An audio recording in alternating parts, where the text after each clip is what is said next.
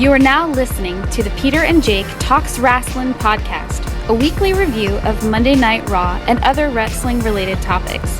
And here's your hosts, Peter Day and Jake Grandi. Hello, boys and girls. Boot 'em out to the trunk. What's up? What's up? Turn the bass up. You are now listening to... What is this? 30 what? 60 what? I don't know. I lost track. I think maybe 67 is what I'm going to say. 68. Well, how about this? You do the intro, and I'm going to look. Because we ain't at 68. That's nuts. I think it might be 68 or 67. That's the one. That's what I'm going. I'm going for. Why don't we ever two number error margin? We're so focused on like right now. It's funny because we're so focused on how I feel about Cohen's films.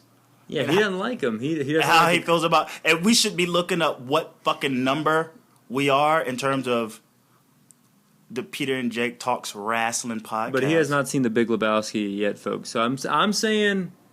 I'm taking all his opinions with a grain of salt until he sees The Big Lebowski, the best Coen Brothers film, my favorite movie, great movies, Jeff Bridges, John Goodman, Jonathan Turturro, Steve Buscemi. We're 63. 63, okay. We're episode 63 of the Pete. And didn't I just say do the intro while I look this up? I did. I was talking about The Big Lebowski. You're talking about The Big Lebowski, but we got an intro. This is the Peter and Jake Talks Wrasslin podcast, episode 63 for November 11th, 2015. November 11th? No, November 4th. Sorry about that. I was thinking 11 because like writing it down like 11/4. So it's the 4th of November, 2015. Almost done with 2015. Kind of just starting the holidays. Like Halloween's done. Thanksgiving is kind of approaching. Like, how was your Halloween? What'd you do? I'm Peter. Just in case this is the first time either listening or watching. This is Jake. Yes, and you're listening to Peter and Jake Talks Wrasslin. How you doing, Jake? I'm doing good. Is that all you wanted me to... I thought you wanted me to Dude, stall a little bit. No, not stall. Well, you got to stall for what? We only needed that one stall for that moment, and now we're back on track. I mean, I did it, and then you called me out, and then you... Well, I'm about to call you out on some more things. Like what? Because before we got on, we're talking about how I felt about Coen Brothers films. Yeah. And that I feel like they do a shitty job of ending them. Like, just the worst. They can write 45 minutes. The beginning of the 45 minutes is awesome. But the next 45 minutes to an hour, crap. The best one I can even come up with is The Man Who Wasn't There with Billy Bob Thornton. Black and white film. Sure. When all that shit goes down and he's sitting on his couch and he just basically got away with murder, that's when it should have ended. But no, they gotta put like a pedophile thing in there. They gotta be a car wreck. Someone's in a fucking hospital, and then it turns into some guy doing a sleuth of trying to figure out how everything ended up working out. And it just was like this. They introduced all these new characters that only had this short lifespan within 45 minutes left of the movie. And I'm just like, oh my God, this is stupid. This is stupid. And by the time I left, I was angry. I was ready to like just turn into like a gremlin and rip the screen off, man. I was like, well, I mean, I think that's always been the knock of Coen Brothers movies, but the reason I like them, I guess, is like it's character-driven movies. I don't necessarily think about like how it ends. I just think about like the characters involved and like how they act and how maybe the mannerisms are fun to like mimic and things like that. Like Fargo is a perfect example. And then, yeah, of course, The Big Lebowski is a perfect example. Just quotable things, and I really like how they're writing and how the characters say things and how they like slip over each other, but it all makes sense. Just like a mess up happens in real life. And then I like the open-ended endings, just because I think that's kind of how real to life how something ends. Like you don't get to make the story like until like in retrospect, just like in real life. Like you don't think like, oh, well that makes perfect sense because of this, and this. Like, you know, you sit back. It's not until like maybe months later, maybe not until years later, until you like think like the full circle aspect of it. So I think it's like it just like helps me. It's just I like the journey. I guess I like the characters in movies. So welcome to the Peter and Jake Talks Movies podcast. And today's topic is Coen Brothers films. Nah, man, fuck that. I mean, it's just different things. I'm not saying like. No, we're stopping this. We gotta talk wrestling. We're talking wrestling, not movies. Okay, that's cool. We can do a whole other podcast about that, and we can just talk shit because it'll turn into like NXT is developmental, where you get all worked up. Well, no, I'm not that. I don't really mind movies, man. Okay. I think like people got their own movies. Like it's whatever. And you know what? This week's NXT is developmental is not that. It is not me poking at you. Well, let's hear it. What's up. No. We're not. First, we got to get our best and worst of the week. Since we've seen each other, since we last seen, because we do it on the New Day podcast. Sure. I feel like it's a good way for us to catch up, not only with each other. Okay, I got my best. Well, let me hear you. I gotta think. You caught me. I've actually wrote mine down. I have 3 best. I have 7-0 Panthers. Keep pounding. Did you watch the Monday night game? Yes, I watched it. Because I watched Raw Tuesday because I wanted to watch the game. Nice. I was at work, but I still got to watch the game on the TV. It was great. First in franchise history. Went to overtime. We almost blew the game, but we pulled it out. We're like the first team in a very long time to not score first in overtime and still win. Oh, wow. That's awesome. Yeah. We got the Packers, another undefeated team this week. Yeah. That's going to be our test. Royals, congratulations to the Kansas City Royals. They won? They haven't won a championship since 1985. Oh, man. They made it last year. They lost to the Giants. Bumgarner and them from he's from North Carolina. But They finally win their first championship. I remember when I was doing my DUI time. I had spent time in jail for a DUI. Again, don't drink and drive. And I remember reading in a sports ESPN News about, this was 3 years ago, about the campaign for the Kansas City Royals. Their slogan was "Be patient." You know, like they were focusing on like guys that are on the roster now that won the World Series, that they were down still in the minors, and it was like, just wait for us, be patient. That was their entire thing. You see billboards with their 3 big prospects, and it just said, "Be patient. We're gonna win a championship soon." And sure enough, they fucking did it. So I'm like, dude, somebody was on top of this shit at ESPN magazine before, like, and I just remember like, oh man, it blows my mind. And my third best was being the most amazing friend, podcast partner, and homie, and wrestling buddy that could ever be by loaning you my umbrella because it was raining, and he's like, dude, I'm like, there's no way in hell I'm gonna let you walk in that rain. Here's a big ass umbrella, take it. Appreciate that, by the way. Yeah. So I get to my worst of the week is having to walk in the rain to get it back from Jake. I had to walk in the rain to get the umbrella that I loaned him to keep from walking in the rain back. That's the worst. This is all spoken by a man sitting in my chair, folks. That's it. It's not even your chair. This is your roommate's chair. It's my chair. It's my chair. Not my chair, not my problem. I had to walk. I know walk. it's not the same thing, because but he has a car and shit, and I'm like, well, just bring it back. He's like, I'm not bringing it back, and it's like, dude. So a week, a couple of days pass by, and I'm like, dude, it's gonna be pouring down tomorrow. I'm already in the rain, so I have to go. I'm like, hey man, I'm sending a text. Hey man, can you leave the umbrella out for me, bro? He's like, yeah, man, it's in the window.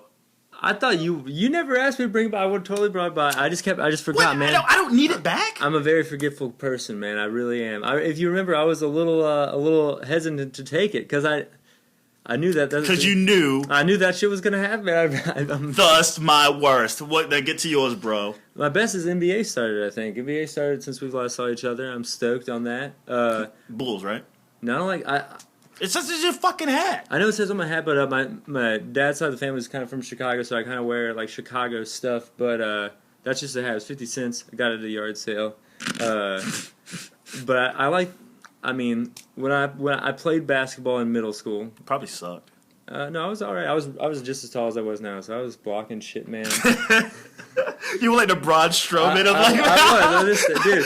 Did you have the full on beard too? There's no 5-second rule. I was just block. You can be 3 seconds. Yeah, you can be in the lane for whatever. So like, I was just standing there, just posted up, blocking shit, man. No one's going down, And then everyone just got taller than you. Well, I could kind of see it happening. I was like really not that good of a shot taker, but I was really fast. So I started like moving into track and cross country and things like that, kind of organically. I never was kicked out, but I kind of was like fizzled out. But you can't get cut from like cross country though. But I was winning the race, motherfucker. I was doing the shit. I wasn't cut. I was in my top 6 in my cross country. I was either in the top. It was 3 guys that we were like in mid cart hill. You know? And it was like one of us would be 4th one week, another week be 5th, 5th. It'd be like 4th, 5th, and 6th. We would jump between those. That's a good battle though. That's nice. It was like me, Gabriel, and Mike. Like, and Daryl, and that's like we were all bounced within that mid card hell because we weren't like it was Montreal. They were all like out there. Yeah, Mike. Now Michael, like he was in the top 3. I was doing all right. Like this one dude was really like his dad was into cross country, and I beat him. Like he was really good my freshman year. I beat him, and I was like the man my sophomore year. But then come junior and senior year, I started out as good, but like there was this dude who was a year younger than me who was like Justin Smith. He was gifted as fuck. But you know his name. You can't forget those fucking names. Yeah. And he was just like so. I was just like second because he was just like the man. So like. So basketball. Oh yeah, basketball. A lot of lip service. I like the Lakers. Yeah, because they were the best when I was in middle school is what I was getting at. So I kind of just like liked them from there. It's kind of bumming me out that people want Kobe gone, man. I can't. I was telling you the other day that I can't. No, it's not they don't want him gone. His contract is fucking drowning, and plus he doesn't allow the guys to grow up. And I watched. He's like the Big Show. I watched him play Denver last night, and Kobe was not looking impressive at all. It was kind of sad, man. Because he's not happy with the team. Yeah, and fuck him. He shouldn't be on the team. It's kind of garbage team, but like, but that's just. I mean, that's what we They're got. not garbage. They're young. They're extremely young. It's like the NFL is you get like a 4 or 5 minute learning curve. Yeah, well, it's gonna take. I think. I mean, shout out to the 8th seed. I think, but worst is not on that West Coast, dude. If the Lakers were on the East Coast, yeah, they'd be a 3rd seed. Yeah, that's what I'm saying. So that's why I think we're shooting for the 8th seed. That's what we're trying to get, man. Like I think that's just no. You don't even want that 8th seed, man. You want a high draft pick. You want to get another high draft pick. You're going to be this. I don't know. I can't watch sports. Be like the that, 76ers of the West Coast. I can't watch sports like that, man. It fucks with me. I gotta cheer for the team I'm watching now to like go as far as possible. I'm all heart. I'm not brain in the basketball. Football, I'll bet all the time. I don't even care really. But basketball, I just cheer for the Lakers to win every time. I know that what you're saying is definitely the way we should do it. But I'd rather have the 8th seed, man. I'm just that weird. You're not like who you're gonna beat for the 8th seed. No, fingers crossed, man. I'm not saying, but I'm saying worst is the morning after Halloween, man. Halloween probably is like second for my best, but worst morning after Halloween's no joke, man. I'm glad it fell on a Sunday this year. Oh, just being all fucked up? Yeah. But you got an extra hour to sleep too. Did you work Sunday? No, I didn't work, but I mean that extra hour spent at the bar, man. I just went extra hard that extra hour. Did you dress up? No, I tried last year, but then it rained last year, so we didn't go to anywhere, so I didn't think too much about it, but I just went out, had a great time. I kind of tried to do something, but it didn't work. I DJ'd. Yeah. And I just dressed up like I did last year, just as a nerd. Yeah, I gotta have that go-to costume, because I don't really have it. I used to, fuck around, I would do, Lemmy, from Motorhead. I would do, Lemmy on vacation, or, Lemmy at a farm, or, things like that. But that didn't really... I can't really do that. That's weak sauce. That's what I would do, man. So that's your worst. And, yes, so you just got through our best and worst. Let's go to everyone's favorite segment, which it starts off. I think I love it to death. And it is called... NXT is Developmental. NXT is Developmental. I listened to your podcast last week. I'm a big fan of Fast in the World podcast. Again, that's plug for his podcast. They're longer now. You book them and bust them, man. It's extended from 15 minutes to 30 minutes. Yeah, I think we're shooting around 20 to 30 minutes is going to be, I think that's the window we're shooting for. You're a little less faster than the world. Yeah, well, we're slowing down. I mean, we're still fast in the world. We're just, we're like Mercury, man. You're not like Superman fast. You're like Flash fast. Or is Flash faster than Superman? I want to say... It's Superman. No one's faster. Well, Superman can fly, so he can get up behind the... But if Flash goes fast enough, he's flying. That's Sonic the Hedgehog. Yeah. Sonic the Hedgehog... So you're like Deion Sanders fast. No, we're like Deion Sanders, mixed like a little bit above Deion, a little bit below the Flash. Okay. All right. Well, and I thought it was pretty interesting that you guys buried the living shit out of Breaking Ground. Oh, yeah. Y'all buried, like, it was, I was like, is that Triple H? Is this the Triple H podcast? What the hell is going on here? Y'all buried the shit out of it. And I tried to listen. I mean, y'all get through things a little fast, you know, so it wasn't really much. I thought I was a nitpick, man. You guys y'all were nitpicking this. We're gonna put us together. I think first disliked it a little more than me, but I definitely didn't like it. I watched the second one this week, and like, there's, like, I loved like this week. I loved how Regal was. You mean like, this Monday? This last Monday? Like the second episode of Breaking Ground, which was after Raw. Yeah, I didn't watch it after all, but yeah. And I like when Regal yelled at everybody, but the rest of it was like Dana Brooke, what she does outside the ring and shit like that was just boring. But what did you expect? Okay, to be honest with you, Fritz asked me to watch the show. I would never have watched it if Fritz was not like, we need to review this. But what did you expect? Like, even when the B and the G showed up? I expected exactly what I saw. I was telling people it was going to be bad, and then it was bad. I mean, I would never have watched it, but it's about NXT. My co-host Fritz said like we should watch it since it's about NXT. So based on his suggestion, I watched it, and then I gave him my thoughts on it. I'm not surprised, but I don't like the show. I don't think wrestling lends itself to telling the story about how people. I think they're harming the overall product, main roster NXT, underneath the WWE developmental, showing this off. And it also shits on Tough Enough, because wasn't the whole idea of Tough Enough to be there's one guy getting the contract? When you watch that one Breaking Ground show, you see like 5 or 6 guys got that contract. Well, the difference between Tough Enough is a contest. Breaking Ground is basically training. No, I know that, but it was about a contest, and then it shows you that the contest was bullshit because it shows that 4 or 5 of those contestants on Tough Enough got signed. Oh yeah, definitely. So I'm saying, so it shits on Tough Enough. It shits on the whole aspect of what pro wrestling is as being kind of like illusion. How about this? The contract it's not like what I take away from Tough Enough, because even when the Miz and Ryback and all those guys, Josh. Matthews. They all got WWE contracts, but the guy who wins not only wins a contract, he also wins like money. I think he gets shot to the front. It's a couple of things, It's that the winner gets a contract plus, but the people who get contracts who aren't Tough Enough, they just get contracts. They still can get cut. They still can get cut in their contracts because the contract itself is still they're still contractors. Yeah, sure. They could still get cut. Or not get on TV or used in another degree, because Josh Matthews, he never even got into the ring. He became an announcer. And it took forever for Ryback to actually make the main roster. He was just down at FCW for like forever. Yeah. So, but the difference between FCW or even OVW and NXT is like great performance center and everything. And it's damn near primetime television. It's. You're not just in some obscure whatever, no one's talking or thinking about you. Maybe a handful of insiders know who you are. NXT is like, boom, here's NXT, y'all. We're going to sell out fucking Brooklyn Stadium. And, we're going to go on the road. That's the difference. And no, I'm saying they show how people do the trick. They show how the rabbit gets taken out of the hat.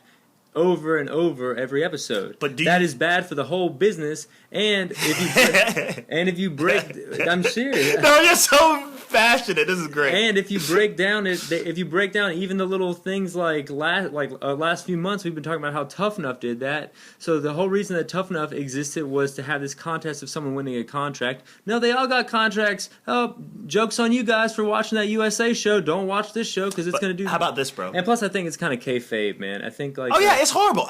Dude, you're preaching to choir. I'll tell you that much. You're preaching. If there was ever a choir, you're preaching to this choir. I totally agree with you 110%. Yeah. About the reality aspect of these larger than life figures trying to make them into like these personable people. You talk about like what they did with ESPN 60, and they did that Xavier Wood. What the hell is his name? The party bus guy. Oh, Adam Rose. Adam Rose. They picked a couple, and the guy with the tattoos. Corey Graves, they did that, and it's like, to a certain degree, like 20 years ago, that's just ridiculous. You wouldn't dare do something like that because you want these guys to be larger than life. You don't want them to be, they're superheroes. They're not they're not actors, right? And when you start to talk about Tough Enough, you start doing like backstage kayfabe. The only difference is anyone with the WWE network is not a casual fan, so. They already know. They listen to the podcast. They know the backstories on things. These are smart guys that they know. Just want to get a little more into what these people are. It's not like someone, like your kid. Like, it's not like if you had a kid, right, and you wanted to watch WWE, you're going to sit and watch with him Breaking Ground too. Like, no. They can give a flying fuck. But, like, I'm saying, like, now that everyone knows, like... like Regal told everyone to do that step and like stand in fighting stance. So now that's like that much more. They know like, oh, he's not standing in fighting. So it's like the more they unveil to you and make it obvious to you, the less you're gonna be excited about watching it and go like, oh wow. Maybe, but it turns into it's definitely the UFC model where when they started doing the UFC shows. You got invested in a person. And that's the new turnaround, like the other turnaround to this.